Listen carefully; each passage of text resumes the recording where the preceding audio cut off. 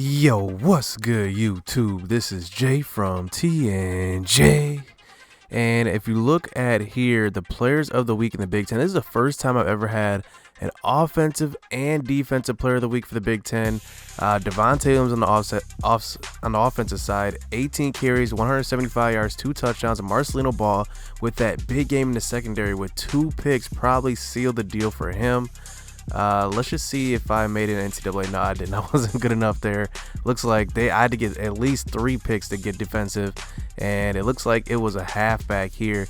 He just had a bunch of TDs. He had 4 TDs, so that's actually Royce Freeman from Oregon. So let's just look at the bowl projections. You know we got Ohio State next up on our plate, but let's just check out bowl projections here. Let's see if we can find us Buffalo Wild Wings Bowl versus West Virginia right now. They're a 6-5 team or a 6-4 team, so pretty evenly matched probably. Let's just look here. So looks like they're better in pretty much every offensive rating goes. Their total offense is ranked higher. Total defense is ranked higher. They're not too much higher than total defense. Only 12 yards, 338 to 326. But we're actually winning the turnover differential. -2 it looks like, so their pass defense is way better than ours as well, almost a good 80 yards more so that we're giving up. And as you can see, we're rounding out the end of the schedule. We end with Purdue, which will be a rivalry game. Hopefully we can win that one, and then right now we go up against Ohio State, and this is gonna be a tough match. I mean, look at them, man. They're 10-0. Let's just look at their schedule, what they ended up doing up to this point. They blew out Illinois 32-10, Michigan State 17-6, Purdue 35-16. So they're actually rolling quite a bit as far as the matchup goes. If I can get over to it, it looks like they're 14 in points per game, 15 in total offense. They're number 1 in total defense. So look at that, number 2 in pass teams. I mean, they have a squad on the defensive side of the ball. We got to look out for little Bosa, man. He's going to be coming around the edge for sure. But no more talk, man. We got some visiting prospects. As you can see, we have our number 1 prospect, Marcus Rutledge, and Richard, our tight end. And they're actually number 23 and number 80 in the nation. So we hopefully, man, they might look past this game if it turns out to be a rough game for us. Still commit to us, but let's just go into this gameplay, man. I'm excited for this one. We got to stop JT Barrett. Let's get into it. Let's go. So will we be able to knock off Ohio State undefeated? One more win and they're they're already in the Big Ten Championship, but one more win, and if they get past us, they have probably an easy path to the national championship, because I imagine that they would just beat the brakes off of Northwestern, because Northwestern isn't rated anywhere close to Ohio State. And here we are giving up a long run to Dobbins up the middle. That drive only took 2 plays for them to drive the length of the field. So we really have our work cut out for us, because look at that, only 20 seconds have even been off the clock in this game. But here we are running the triple option, giving the pitch to Simi Cobbs Jr. in the outside, 14-yard gain. Once again, going right back to the triple option, giving the ball to Timmy in this time. And I'm starting to notice a pattern. They're just not playing this triple option well. So I just keep running this play, but this time giving it up the middle to Williams on a 7-yard gain. So now we're past the 50-yard line. Our offense is moving the ball pretty well versus number 1 defense in Ohio State. So once again, Mike Majet's getting the handoff up the middle for 11 yards. So on a 3rd and 7 facing another 3rd down here, Ramsey's going to roll out right, find a running lane, get tackled right before the 1st down. So now we're at a 4th and 1, and once again running this triple option, but Ramsey has the open lane for the touchdown. And just like that, we tie the game up at 7. That triple option really was effective on that drive, but we have a tall task ahead of us. JT Barrett just containing him in the pocket, making him throw from the pocket, And here on a 3rd and 6, he's throwing to his outside tight end, and that's going to be short for a first down. So they're going to have to punt it away back to us. So here we are giving the ball to our main man, Devontae Williams. We had to get our playmakers involved in order to beat a team like Ohio State. So on a 3rd and 5, running another triple option, Devontae Williams breaks a couple of tackles but cannot get the first down. So on a 4th and 1, once again giving it to him up the middle, and he converts here on an 8-yard gain. So on a 1st and 10 near the 50-yard line, Devontae Williams on the screen to the right side. And look at my lineman just straight up whiff on that block. I had an open lane, probably going to walk in for the touchdown. Look at this once again. Come on, man. 76, I don't know what he was looking at on that. He just ran past him, didn't even touch the defender. So anyway, I resume this drive, taking over. Devontae Williams on a nice spin move on the outside. So on a play action pass, Ramsey's going to roll out right, throw to our guy there, but our tight end, our backup tight end, is going to miss that catch there. So once again, we give the ball up the middle to Cole Jest, our 3rd string running back. And you know what? I reward him. Give him the ball once again on a 2-yard touchdown run. Cole Jest. I did have problems with him earlier in the season because he's a little bit slow getting through holes, but this time he hits the hole nice. So Ohio State gets the ball back. Down 7. This isn't the situation that we thought we would be in, leading Ohio State in the 2nd quarter. But here they are finding their receiver over the middle. That's Paris Campbell on the post route there. So JT Barrett, we've been kind of keeping him in check. Here he is throwing another screen. He hasn't really scrambled too much up to this point. As you can see, his throws are kind of anticipated. And here he's rolling out to the right, throwing back across the field, and this one's picked off by Andre Brown. But look at what happens, man. They've kind of forced me out of the end zone. I was actually hitting back on the directional pad to go back into the end zone so I wouldn't have to go out and get tackled just like I have here. So now I'm running this triple option, 1st and 10 on a wide receiver option this time, and Simi Cobbs gets a 24-yard gain. So here on a 1st and 10 once again, Rams going to roll out right, finding Timmy in there on the outside. So we're doing a pretty good job of running this option, and Ohio State just cannot touch it. I don't know if it's the snow. I don't know if it's the bad weather. I don't know if it's anything. I don't know if they just think we're not good. I don't know. But it just seems like we're coming out to play this game, and they're kind of taking us lightly. So on a 2nd and 10, they're starting to get some pass rush here, sending some blitzes, doing a couple of things.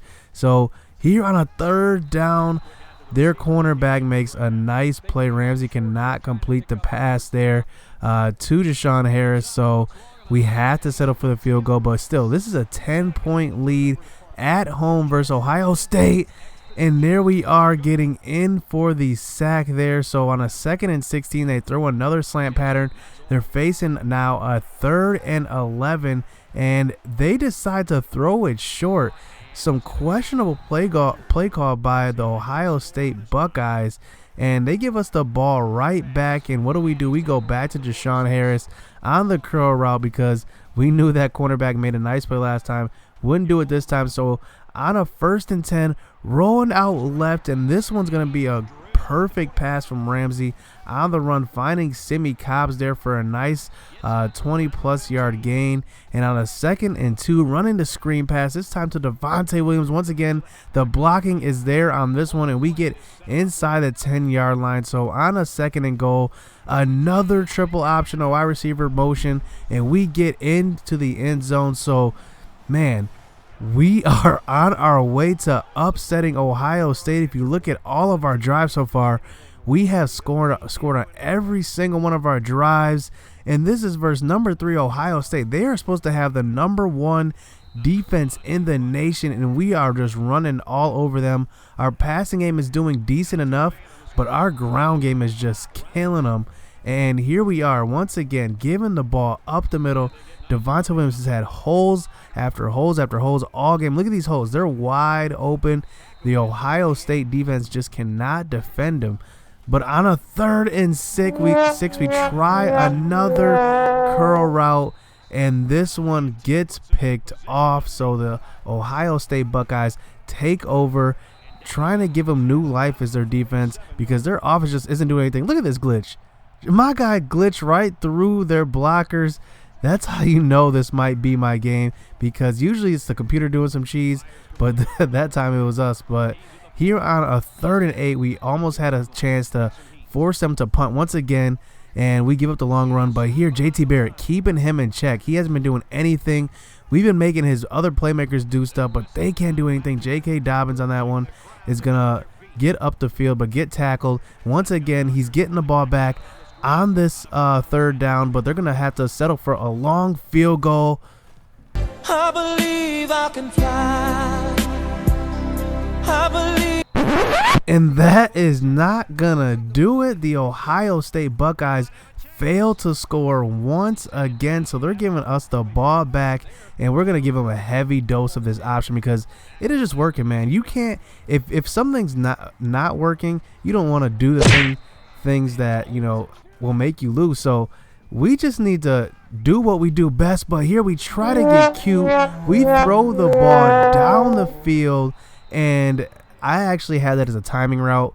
The receiver just didn't make the break there, and we give him the ball right back. But we're still up by 3 scores, and JT Barrett hasn't done anything up to this point. And once again, we're getting in there and forcing another hurry, and we get the ball back, man. And one thing, I mean, we had to run the ball a little bit more than usual this game, but honestly, the passing just isn't working because, look, their athletes are just better than our athletes. They're covering our guys pretty well in man coverage. So what do? We got to run this option. So here on a 3rd and 5, they are running a screen pass, and that time JT Barrett just absolutely just throws it out of bounds, and that should have been intentional grounding. That's just ridiculous. That's not intentional grounding, but NCAA football back then did have this problem where their QBs would stand in the pocket and just throw out of bounds, but this one's going to be a sack by Crawford there on JT Barrett. He tries to roll out, runs right into the big hit. So on a 2nd and 11,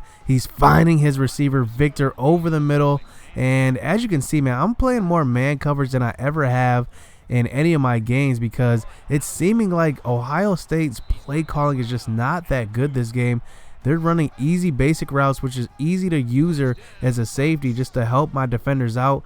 But they get into the inside the 10-yard line, run it in. So now it's a 10-point game with 3 minutes left in this game, and they are trying the onside kick. They maybe could have kicked it deep, man, and tried to hold us to a punt, but they decided to give us pretty good field position. So we're going to take advantage here with the triple option, and that one is almost going to be close to being picked off by the guy that was covering the pitch, man. But that ball squeezes through 2 defenders and gets to our receiver there, Timian. And once again, man, running this triple option inside the 10-yard line here. And now it's 1st and goal. So on a 2nd and goal, giving the ball up the middle to Devontae Williams. And we're back up by at least 2 scores. And with a field goal, we go up by 17 points. And here we are getting in for the sack. And Ohio State just can't do anything on offense except for these little screen passes they get on 3rd downs. This one's going to Dobbins once again.